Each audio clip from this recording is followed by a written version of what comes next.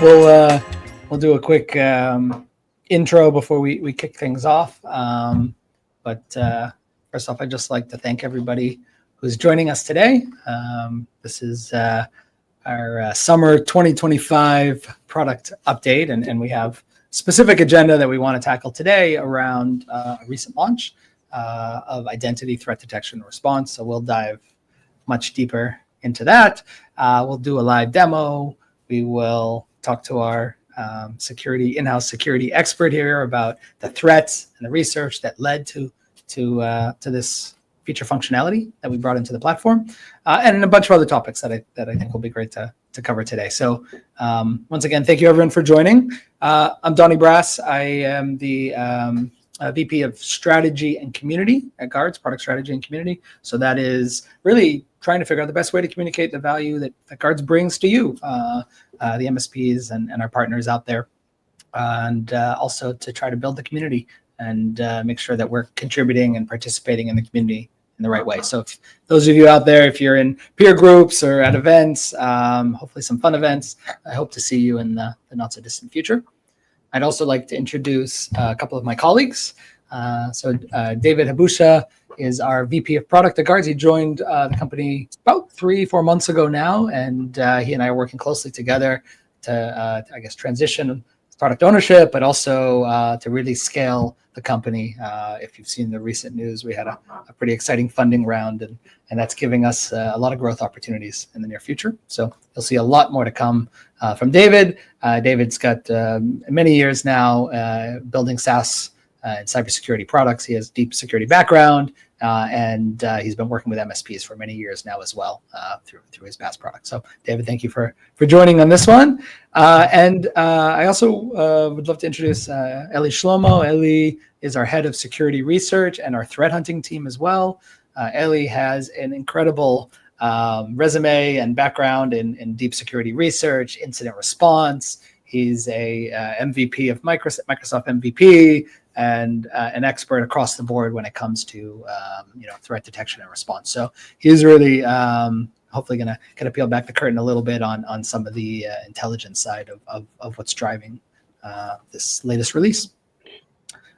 Okay, so that's the intro. That being said, let's jump into one of the key topics of the day, and that is, what is ITDR? What is identity threat detection and response? And this is a buzzword that is an acronym that is growing in popularity. Gartner has labeled it one of the emerging technologies to watch in a couple of years in a row now. What I think is it's actually bringing together a lot of different technologies, right? We've seen IAM, IDP, UEBA is a classic one. Even ZTNA takes the identity approach. So identity has really become this new perimeter, right? And being able to correlate and collect all the different events and detections and findings through the different security controls and logs that are available is really what will enable different tools and different systems to find those threats and respond to them in effective ways. So identifying those threats really is about the user activity. So it's benchmarking what is the normal for a user, what is normal user behavior, and then trying to analyze that and find the anomalies outside of that norm. And you'll see it's the way ITDR is going, it's also going to include more and more non-human identities and such. But for now, mainly what we're doing is we're focusing on the users, the employees that our MSP partners are securing. The ITDR isn't just ITD. It's not just the detection piece. It's also the response piece. That response is typically measured in seconds and minutes, right? So once you have identified something accurately, now it's a matter of removing that threat as quickly as possible. The most straightforward way to do that is some type of user suspension, suspending an account, removing the existing sessions, and basically taking away the ability for that threat to spread. Okay, so that's a summary of what ITDR is, and why it matters, I think, is also quite interesting. So identity-based threats are really the majority now. I think I've seen two different statistics. One was something like 60% of all threats start with some kind of identity compromise. The other I saw was now it's up to even 85% of threats are coming in through this new identity focused channel. So this is definitely a change. We're seeing it more and more. We're hearing it reflected, and we're also seeing it in the way that we're able to respond to these attacks. Well, on the flip side of it, what we see is that traditional security tools, so ones that are looking, purely at firewall or network logs or endpoint logs alone, are just not going to be sufficient enough to take care of these modern types of attacks, right? Those signals that don't correlate clearly back to a user are just going to be too vague to understand that there's actually an identity attack underway. And in general, the problem is, and the reason we've gotten to this place is because there's so much noise in a typical user's activity. I don't know how many attendees here have looked at the Microsoft or the Google logs even around when a user is just logging in their normal day-to-day activity, right? Their core productivity apps, but also in their third-party apps and taking actions, whether it's in a file or in their email, etc. It creates a ton of noise in these logs, and it's really, really hard to parse that noise. It's a big data problem at the end of the day, and I think it's really hard to find that malicious intent inside of there. And then finally, there's this concept of lateral movement to something we're all really keyed in on. This is how attackers, they start by getting in with an identity, and then they move throughout an organization or even move through the supply chain, right? So this is really often dependent on these kinds of compromised identities, this account takeover or business email compromise, wherever it might start. This is that lateral movement to something we want to prevent, and that's where the R part, the response part, kicks in to try to really prevent that spread. So that's kind of a summary of again, like what it is and why it matters. I will just point out, Guardz has some unique differentiators on this part as well. I think that one of the biggest unique differentiators we have is the breadth of our security controls, right? So we can connect the dots across a whole bunch of different detections. On the cloud side, it's things like including logins and tokens, third-party applications, email rules, data access, and more, right? So there's a whole bunch of signals that are coming in from those mentioned things. But we also have, of course, a bunch of other sort of identity posture indicators, right? Has the users done their awareness training? Have they failed or passed recent phishing simulations? What does their web activity look like? Are they getting a lot of email threats? Are they clicking on those links? So there's a whole bunch more data that Guardz has today that we're going to be building out the ITDR capabilities and strengthening them even more with those additional capabilities. So that's something to look forward to in the Guardz capabilities. And the two other things that I think are worth mentioning. One is we really are built for MSPs. Guardz only sells through MSPs. We don't go direct to SMBs. We've built for MSPs in the way of basically thinking about simplicity, thinking about scale. We give full transparency into incidents and findings. We want to, you're our partner in every way. We want to make sure that you have the data that's relevant for you.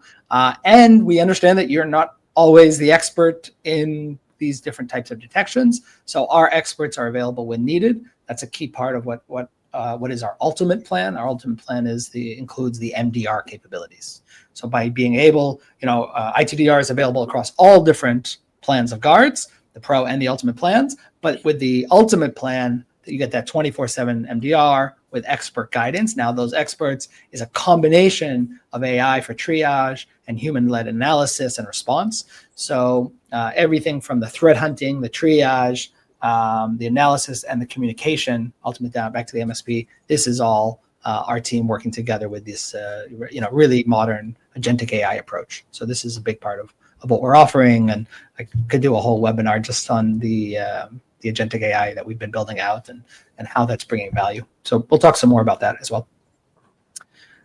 Okay. One last thing before we get into the real juicy parts is I want to give some end-to-end perspective of what we're talking about and how this works, right? And this is really across our MDR in general, but we've really built it out around our ITDR capabilities. And I think of it in three phases. So it's the R&D phase, the detection phase, and the response phase. But there's also a sort of a split down the middle between the two plans of Guardz, right? Because we have our pro plan, which is basically managed by you, and we have our ultimate plan, which has the added managed by us, right? With the MSP still in control, but managed by us. And so this division is really about where that handoff happens. So the pro on the left, ultimate on across the whole experience. So where does it begin? So this really begins with Ellie and his team, which is our research and threat hunting group. They are researching through huge amounts of log data. They are using AI agents to run all kinds of automated queries, search for anomalies, and document the findings and logic for the development team. I know AI is a bit of a buzzword in this, but this is something that Guardz is all in on. We have dedicated AI experts working hand in hand with these researchers to make sure that everything they do is repeatable and scalable in a way that, with the volume of data we're dealing with, just wouldn't be as effective. So that handoff happens once they've basically written the logic for what is the detection that they've discovered, and we'll talk some more about what those discoveries are. But that handoff happens to the development team. They build out, they take those findings and they basically turn them into rules.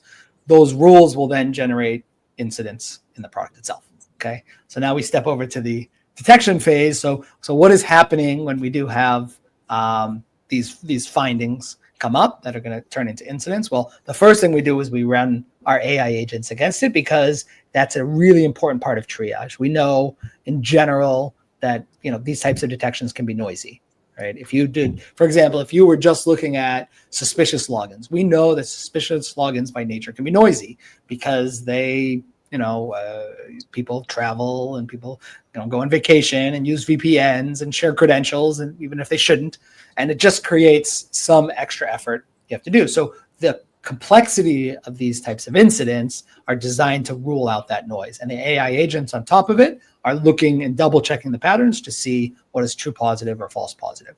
So it's taking that raw event, it's running it through a triage, it's enriching it with additional data. That's the value of the agentic AI. They all have jobs, they run around and pull additional data to throw in on top of this. And then on the platform side, what they're doing is they're notifying the MSP, notifying the admins by email. Also in the platform itself, there's an in-app banner, and generating an incident in the platform. So an incident is kind of a newer entity in Guardz where it's higher level than our standard issues. And these incidents have timelines, they have details, findings and forensic details. They have playbooks to help you with the next steps. And you can also pull out and generate reports to then share with others and collaborate with other stakeholders. So that's happening on the platform side. In parallel, those AI agents are actually putting together a detailed report for our MDR and SOC analysts, right? So that detailed report comes through, again, enriched by all sorts of data, summarized for a nice handoff, and then the human investigation will begin at that point. So the human investigation is basically to go, again, confirm that what the triage the AI has done is correct. It's to decide, is there any potential for this to be a false positive? It's to check the settings, configuration of the MSP to see, do they want to be in the loop, or do they trust the MDR team to take action on their behalf? Either way, there's going to be an outreach to the admin, so that based on their preferences, phone, email, SMS, chat, and then so there will be some different outreach to that MSP, sometimes for approval or just to inform them what's happening, and then post-incident reports and other stuff. The admin then should take this. I often talk about incident support is what our team does. The MSPs themselves are responsible ultimately for incident response. They should take the information they have. They should run with the playbooks. They have our experts to guide them if they need any help. And they should conduct whatever additional remediations are needed. If they need to escalate it back to the SOC, that's also possible. So that's pretty much the end-to-end flow of an ITDR incident. I know I threw a lot at you there. Been talking for 15 minutes, but before we jump into maybe a little bit about the incidents themselves, Ellie or David, anything you would want to add about the end-to-end flow I just shared? All good. Well, now we are okay. Yeah. Great. So let's talk a little bit about research and threat hunting. I think there's a ton of information that Ellie and his team have. They really have dug into years worth of log data to come up with the strongest incidents that they could. And I think Eli can share a little bit more about what he's discovered and maybe even simulate an attack if he's up for it. Yes. So let's do a short conversation about what we have done so far, and talk about the incident and a short demo, just to show you how the attacker mindset is working. So before talking incident and threat itself, so a little bit about the main idea of cybersecurity, detection, threats, research, innovation, people, and AI. So the question we had before a month ago, it's how to take a team with a lot of experience and knowledge, with, of course, the human intuition that built through many incident response, cyber war rooms, and pattern recognition, and fuse them with an attacker mindset. And as you know, it's not just simulate attacks. We had to think and behave like an adversary, and we love that. And then we added the AI into a mix of scaling detection, not just scaling detection.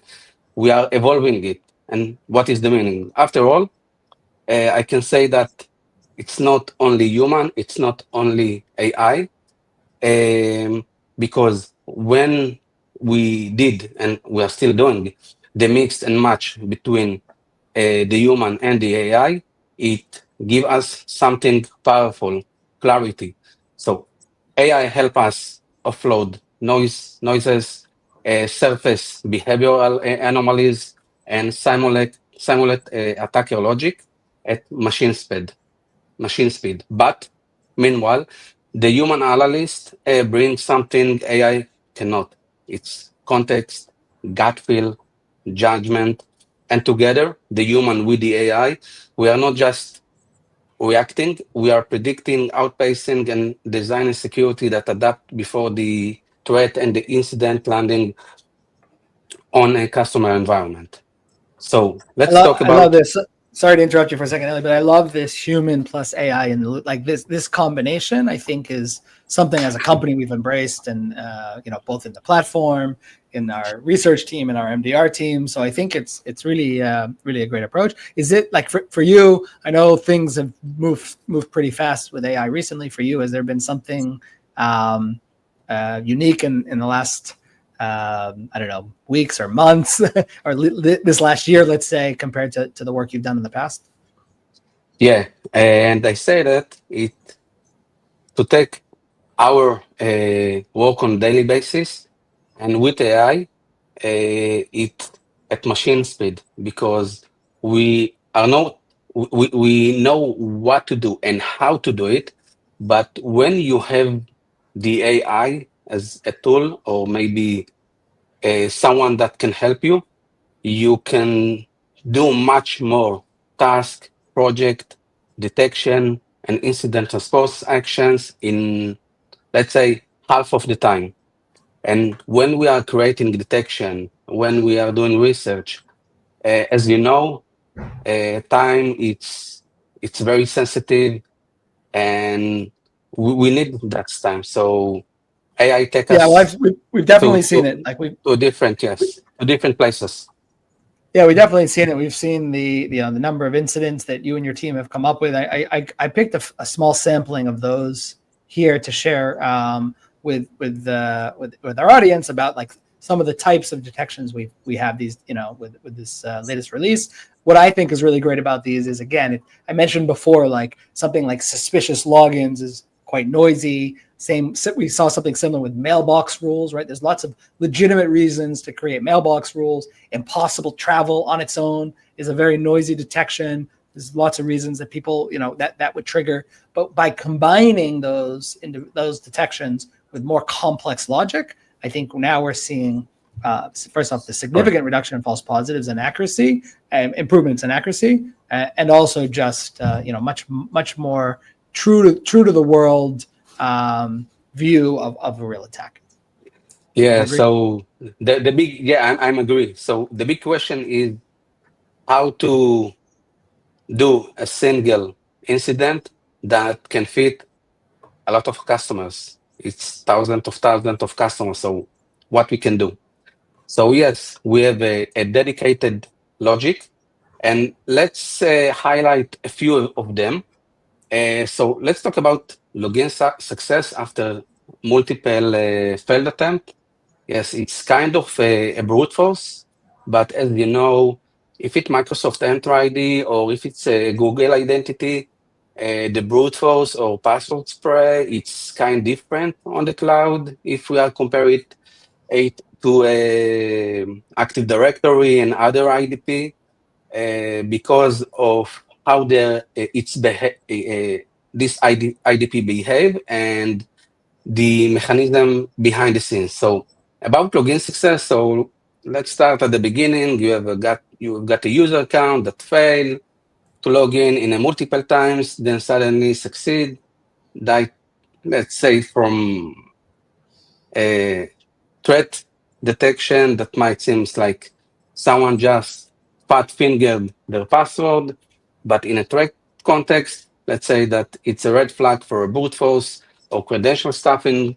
The logic here is simple. Repeated login failure followed by success, especially from new fingerprint. What is a fingerprint in our research unit?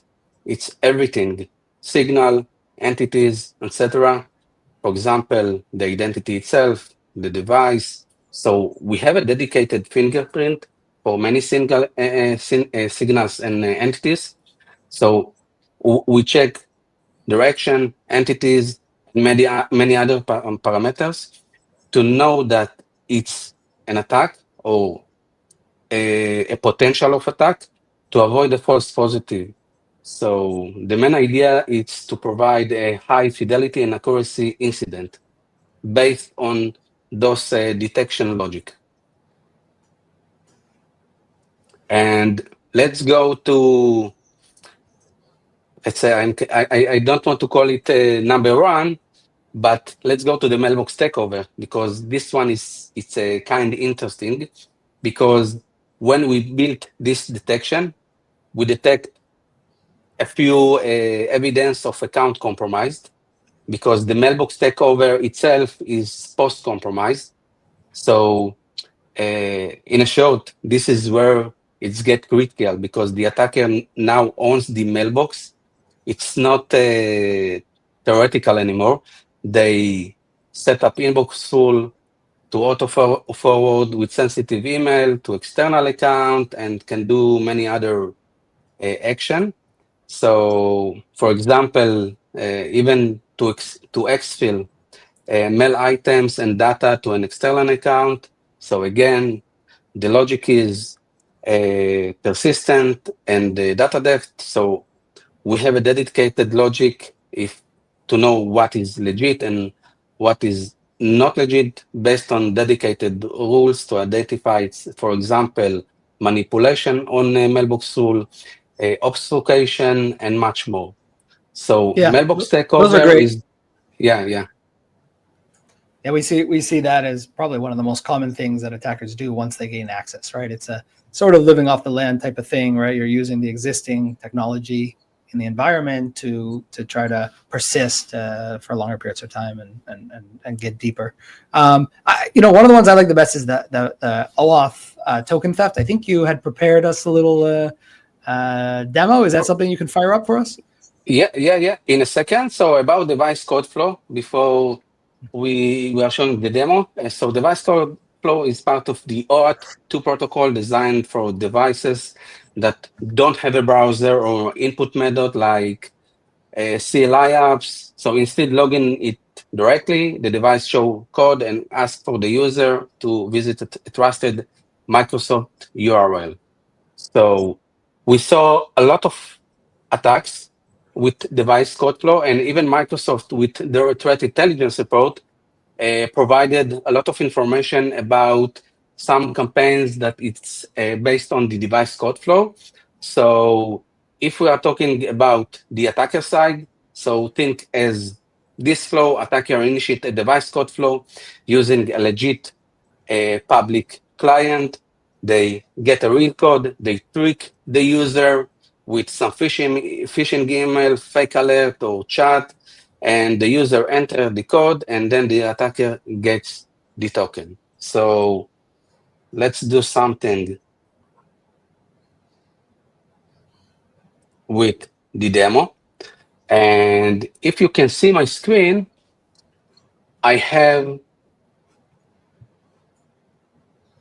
two windows. One is the PowerShell script. Okay, this is the side of the attacker. Okay, it's not another one-line command with please give me a device code and I will do something legit. This is listening behind the scenes to any user that is putting a code. So if I run it, I will get a code. So I can share this script, and we share it with one of the blog posts that we published. And if I'm taking this code and go to the Microsoft device login, that it's for now, both of them, it's available for everyone, and put the code here. Of course, I'm going to the user, do the sign in, do continue, and So there's no MFA there because it's using the device flow, like an OAuth flow. Yeah. If you have no MFA in this process, it can be because of the device code flow, or maybe you have some SSO on your environment, a single sign-on. So I have access token. From here, I can do a lot of actions. I receive a token each, for example, each 15 minutes. I can receive a refresh token based on this access token, and I can log in from PowerShell to the user, or maybe via browser, and the account is compromised in this situation. And of course, if you want to simulate it from two different devices, from two different locations, you can simulate it. And if you want it, we have a dedicated blog post about a device code flow. So you can visit our Guardz website and you have the script. You have, let's say, a very detailed blog post about all of the information of device code flow and how to attack your environment. That's great. Thank you for that, Eli. Nice deep dive into a little bit of the attack methodology, I guess, of that led to a lot of the, came up in the research and led to some of these detections. I really appreciate that. Peeling back the curtain. Okay, so with that, I think we'll jump quickly back to maybe a demo of the product itself. You wanna do that, David? You wanna jump into a demo, or would you rather share some slides first? Sound like the right time for a demo, yeah. Sure. So Eli, thank you for taking us through the kind of like the attack path, and now I want to show you how it looks like in the product. So let me start by sharing my screen.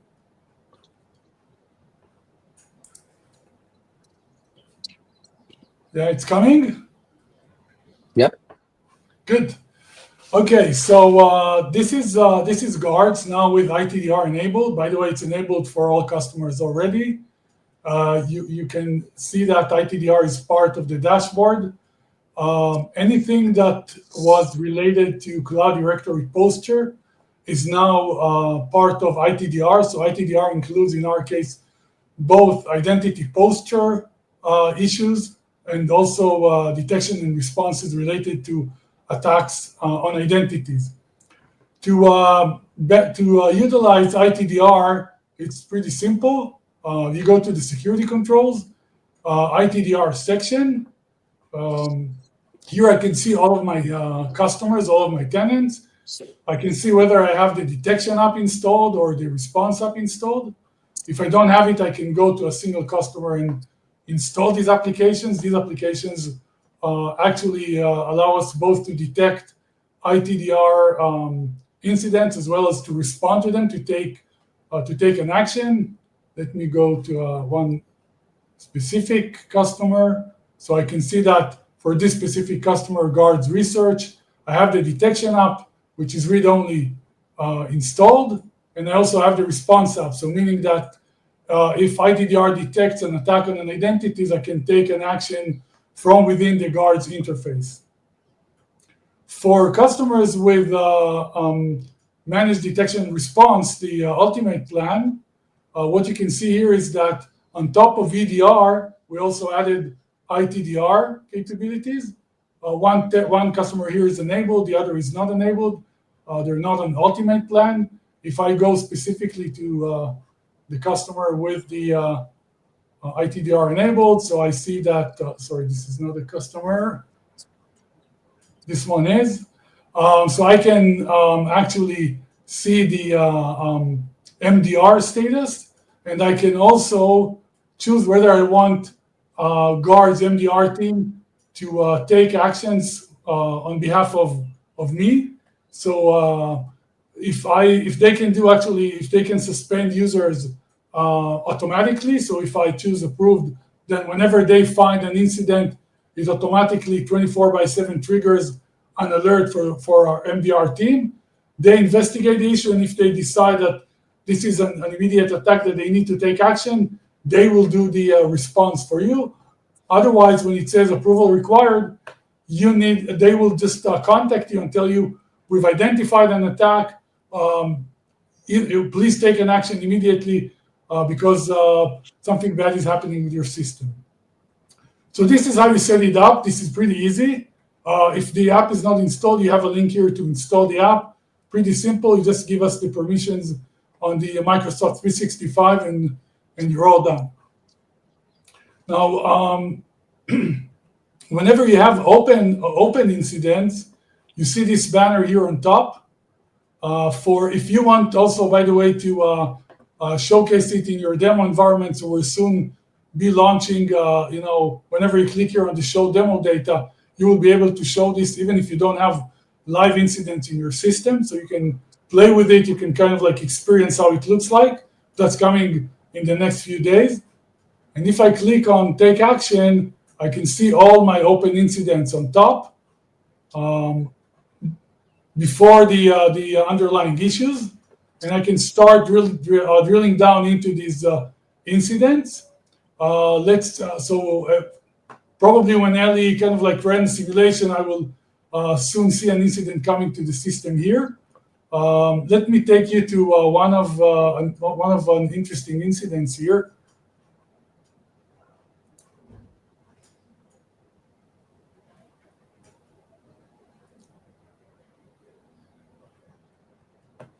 So this is a login successful after multiple failed logins. As Eli mentioned, this is probably a result of a brute force attack. This is a whole new view that provides you with kind of like a general understanding of what it is. This incident specifically was closed. You see the basic information here. Because this incident is closed, the main call to action is to view the playbook here. So you can click on it and you can actually see what you need to do to take action, after this attack has happened. And if you click on the technical guide, it will actually show you a more detailed playbook of what you need to do next, kind of like to mitigate and understand the whole blast radius and take all the actions you need across your different systems to stop the bleeding in terms of the attack.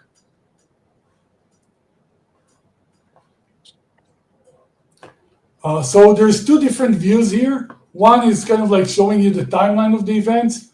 So this detection started at 8:33 p.m. You can drill down and you can see the multiple, the login successful after multiple failed login, so you can see some stats, you can see the details, you can see the browser, user agent, the risk level, you can see also the locations, so a lot of supporting information.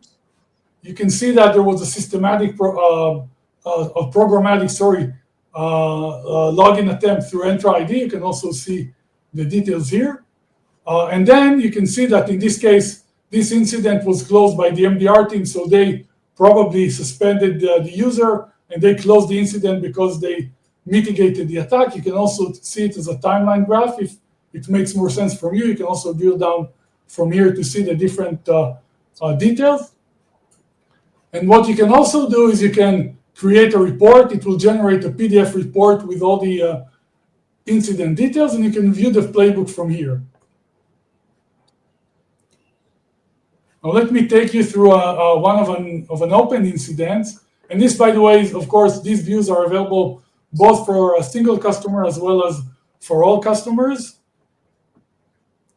So let's take this one, which is an impossible travel. And again, as Eli mentioned, this is not just like one user logging in from two different locations. That is an anomaly. We're looking at multiple different signals, geo velocity, speed, and additional signals, different types of user agents, browsers, and so on. This issue is actually still open. I do have the option to suspend user account from the UI. So this is the main call to action now.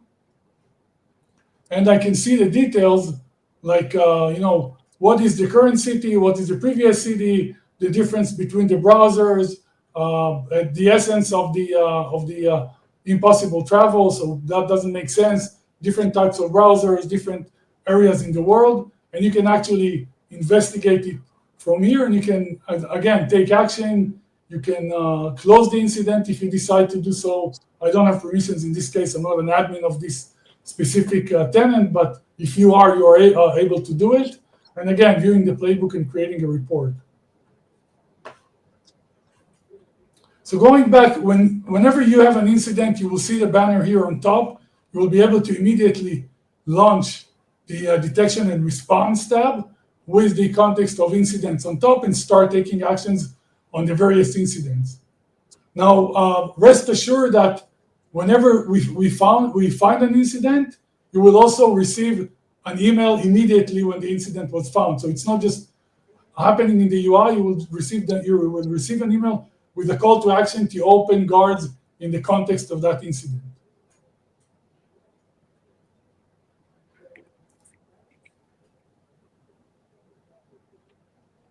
That's great, David. If I were to, I think, summarize that a little bit and summarize some of the value of that, I think it's, so the MSP is in control of configuring how they want the system to work for them, right? With ITDR, and then also with the MDR, what their preferences are, how they want to be contacted, what permissions they give to actually isolate a device or suspend a user. The MDR team is 24/7, so that when an incident does appear here, yes, the MSP can go, they can view things, they can do the forensic deep dive, they can see all those details you shared, and even take an action if they want themselves. Right. But that MDR team is in real time, doesn't matter, follow the sun 24/7 is on top of that, and is available will be reaching out, talking to the MSPs or the admins themselves. That communication isn't just, hey, something is happening, it's also that expert support to guide them through the next steps and along the way. But playbooks, reporting for stakeholders, all that other stuff that you would expect is a part of it as well. So that was great. I think the demo was really great to see. I'll share. I think we can share a little bit more about the launch itself. David, if you want to continue. Sure, yeah. This is very exciting for me. This is the first product that I'm launching in Guardz, and I'm really proud of the collaboration between the research team, the engineering team, the AI team that was heavily involved here as well, and of course the MDR team that is providing us with support 24/7. We did an extensive beta of 6 weeks across almost 30 different MSPs who provided a lot of the valuable feedback that was incorporated in the product, but will also be incorporated now, post launch. What you can see is that security control for ITDR is available for all customers, no matter what license you have. you get the MDR services only if you're on Ultimate, but we do all the detections. You can take all the responses yourself if you're on Pro. So you can install the app and you can do that. You can manage that yourself. We renamed and replaced Cloud Directory Posture. We also, the issue that was calling on suspicious logins, we incorporated that into the incidents as part of one of the signals that comprise an incident, and you will not get specific issues for that, only if we find it as part of an attack. So by that, we also reduced some of the issues that you would have received before launch. As mentioned, Ultimate includes 24/7 support from our MDR team. I see that there's a question, where is the MDR team located? So it's located in the EU, but we're extending that also to the US soon and additional geos. So we're extending MDR capabilities in geos right now. And for now, ITDR is available for M365, and I'll take you through the roadmap, but Google Workspace is already in the works, so it will follow pretty soon.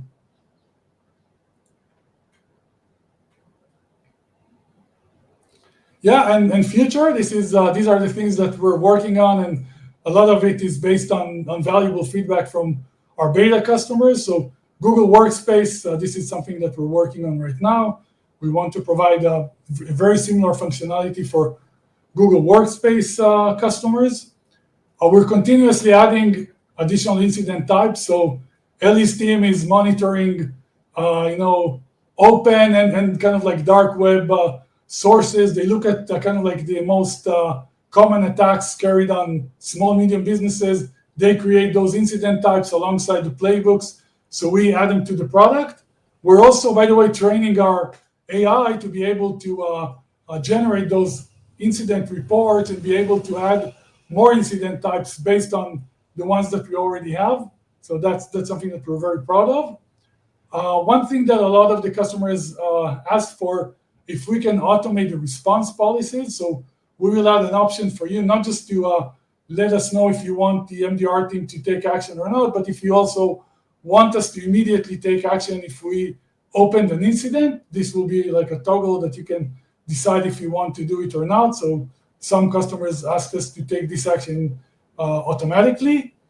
We will provide MDR dashboards, kind of like, MDR metrics on the time to resolution and the number of incidents they handled, the number of outreach they did, and a lot more data to show you how the MDR team works for you. And one other thing is that we want to take the different findings, the steps or the kind of like signals that comprise an incident, and allow you to kind of like investigate issues, to look at all these findings, even if they weren't part of an incident, but you do want to look at kind of like your system to understand what happened and kind of like correlate between the different signals.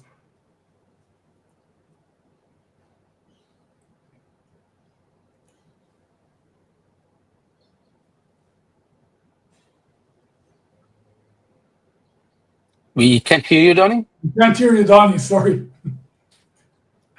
Thanks for that. That mic button is always a challenge. But thank you for that, David. That run through was great. The demo was great. I'm really excited about this launch, about everything that's going to be coming in the near future. I know the roadmap is chock full, and Ellie and his team are also fast on the track of building out our incidents to the extreme. So that's going to be really great to get that in the product and to start solving real world problems more and more for our partners. So I saw a couple questions pop in. GWS support is coming. We're committed to it. I think one of the values of the Guardz platform in general is that we try to keep parity as much as possible between the different cloud providers. We know that most MSPs, Microsoft is dominant across a lot of the small businesses, but then when you have that Google customer, you don't want to have to go find a third-party tool to support it. So that's something that we're committed to as a fast follow. You'll be hearing more about that in the coming weeks or month or so. And I saw another question here about a list of use cases they'll be used to open an incident. So there's a little bit of a dance we have to do there, right? We definitely want to share and and educate our customers in every way possible. We also don't want to expose too much to the threat actors. So we do have some information in our help center right now, and we are releasing a data sheet and a brochure that you can use to kind of educate yourself a bit more on these detections. So that's something that that will shed some light on those areas. And Osni, if you want, we can do a direct follow-up with you on that with the right materials. Let's see, other questions. Great question. So Bill, you're asking about the monthly price for MDR. So is it per customer or for the main account? So the way it works today, we have basically two plans. We have our Pro plan and our Ultimate plan. The easiest, simplest way to think about it is our Pro plan is all the security controls, including ITDR, right? So this is included in there, but it's managed by you. You're not getting our 24/7 MDR support, right? It's managed by you. That's the Pro plan.